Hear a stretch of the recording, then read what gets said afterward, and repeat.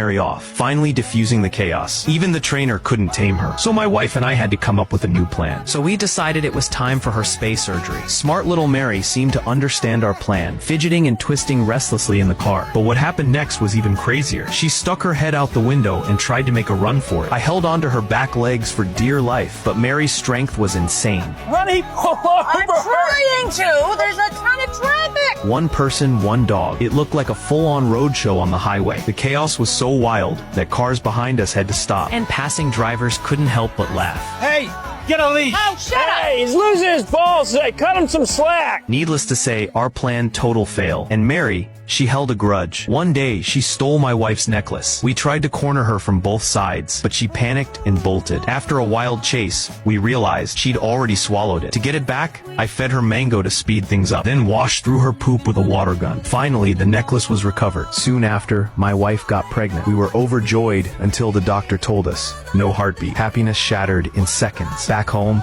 Mary suddenly changed. The mischievous demon turned gentle. She leaned on my... Mary dragged her through the house, snatched her towel, and howled all night during a thunderstorm. By the time we returned, my cousin stormed out, never wanting to see Mary again. Surprisingly, after that, Mary calmed down. Until one midnight, she started pacing, rummaging, spinning circles by my wife's bed. The next day, she jumped on me excited. Something was off. We tested, and yes, my wife was pregnant again. Mary had sensed it first. From that day on, she grew up overnight. No more chaos. Always guarding my wife, never leaving her side. When my wife was about to give birth, this little guy couldn't wait. He jumped on the bed to wake me up, then even helped unpack the baby stuff.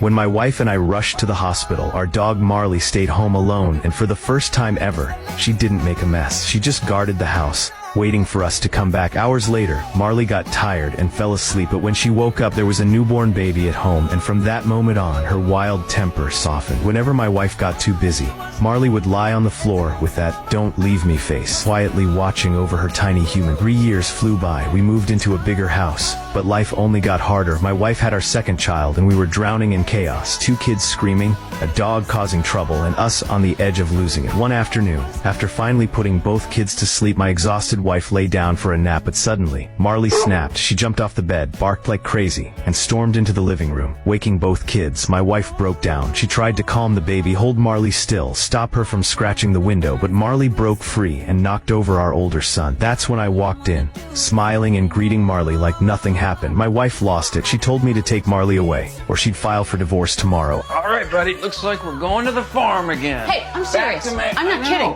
I can't take this anymore. What did he do? Everything. What hasn't he done? He's just a horrible, horrible animal. I loved that dog, but I loved my family more, so I handed Marley to a friend and planned to find her a new home forever. That night, I came home heartbroken. My wife had already cooled down. She apologized and said, "We're family. We solve problems together. We don't abandon each other." Words hit me hard. We made up and decided to bring Marley home the next day. Time passed, and soon my wife became a mother of 3. She supported my career, even following me and the kids to a quiet place in the countryside. Marley, now the big brother, was nothing like the troublemaker she used to be. Playing with the little ones became her whole world. Every afternoon, she waited at the roadside for the kids to come back from school, then ran home with them, tails and backpacks bouncing, and at night, she refused to leave their beds, guarding her family like the most loyal protector. Not just a